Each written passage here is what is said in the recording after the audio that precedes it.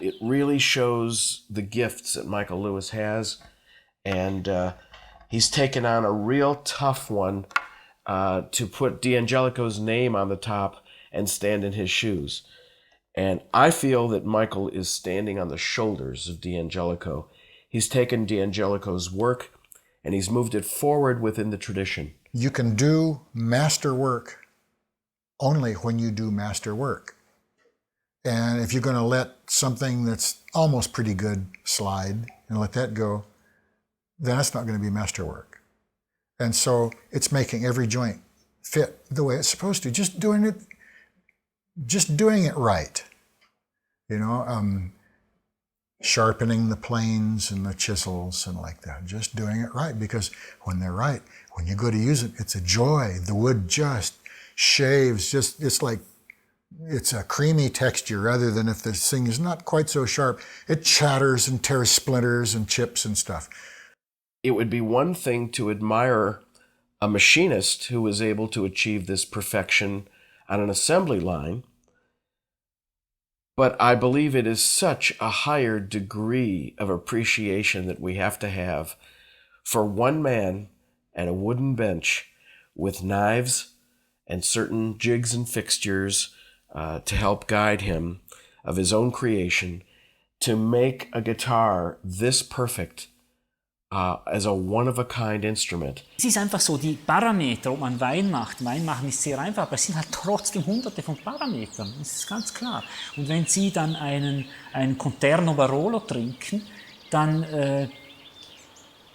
hat der einfach auf den Punkt gebracht und hat genau gewusst, was er macht. Ist völlig klar, wann er die Trauben nimmt und so weiter. Und so ist es auch beim Gitarrenbauer.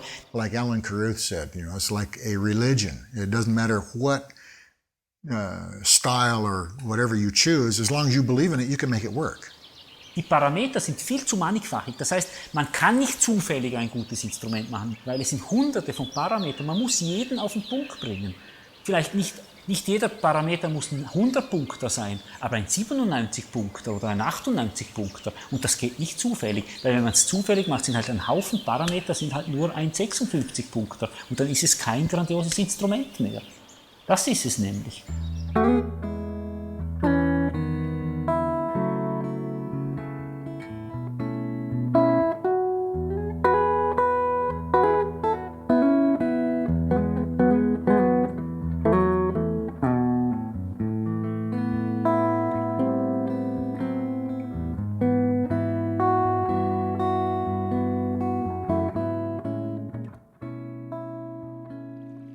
My perspective on the guitars, actually some of it comes from my old motorcycle days. You know, when I was racing, I was really trying to get the most efficiency out of this structure.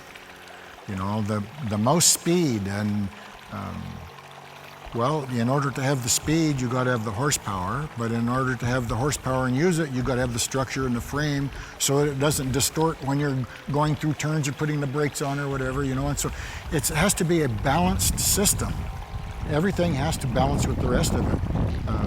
Otherwise, you can have more horsepower and you can't use it all. And an instrument is much the same. Sort of like world-class racing vehicles. They're built as acoustic instruments, and I try to make them as efficient as I can. I don't apply science to it.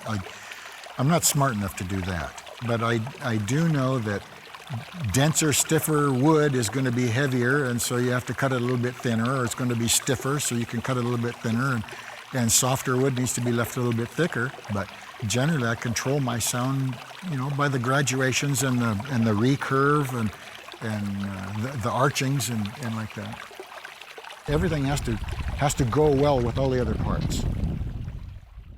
I'm looking for the most efficiency from all these different aspects, whether it's the beauty and the supple feeling and the tone and the appearance and all. It's just, I don't know, I guess I'm in competition with myself.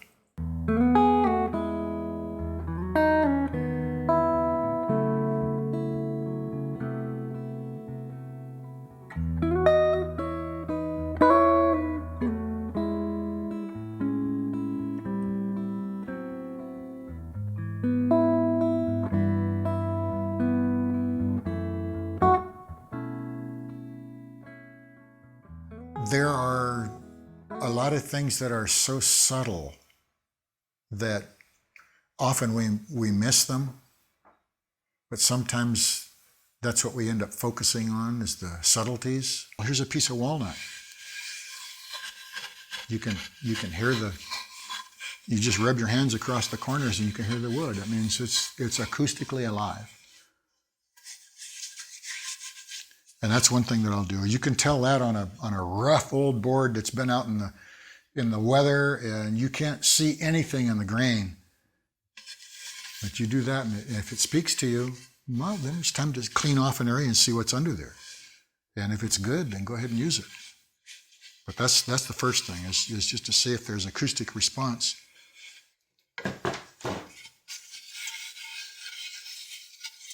That'll be a good one.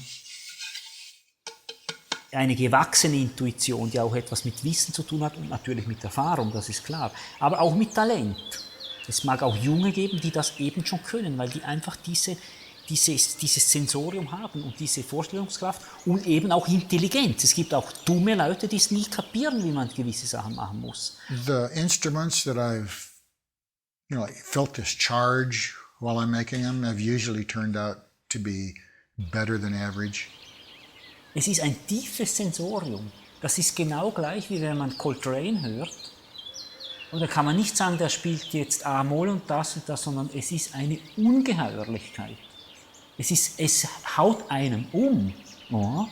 Und was das genau ist, das ist nicht einfach irgendetwas Mystisches oder steht irgendwo in der Bibel oder weiß der Gucker was oder man könnte es irgendwie in Zahlen ausdrücken, sondern es ist etwas anderes. And it's almost like science is getting back to saying, well, it's all spirit. I mean, it's all energy of some sort. There are no particles. You go beyond the particles. The particles are made up of energy. It's all energy. Well, what is energy? Spirit, huh? And every little thing is spirit. We live in a spirit world. The same thing applies that you cannot break the laws of nature. You can get results, you can get experiences, you can get reactions, but you cannot break the laws of nature.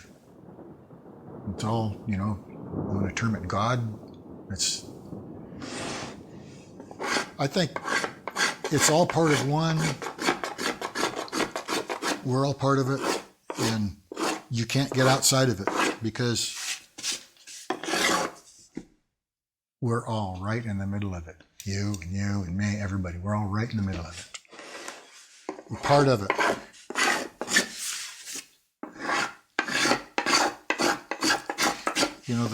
The concept of having like national parks and like that, so we can have nature. Well, you can't get outside of nature. You're part of the ecosystem. Like it or not, even people that live in cities. I mean, it's just the way things work. It's, the physicists have this thing that they've been saying about the fact that they're observing something changes what that something does. They're trying to observe like a photon or some subnuclear particle or something like that. Just the fact of observing it changes what it does. So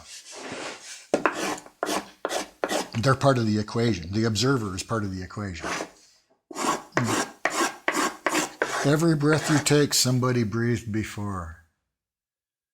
And here's an interesting concept that I picked up off this series that Carl Sagan did called Cosmos. So we are star stuff. We are made of star stuff. Our planet is like a second or third generation planet, just made up of the smithereens and remnants of old stars and stuff. It's an interesting, kind of a neat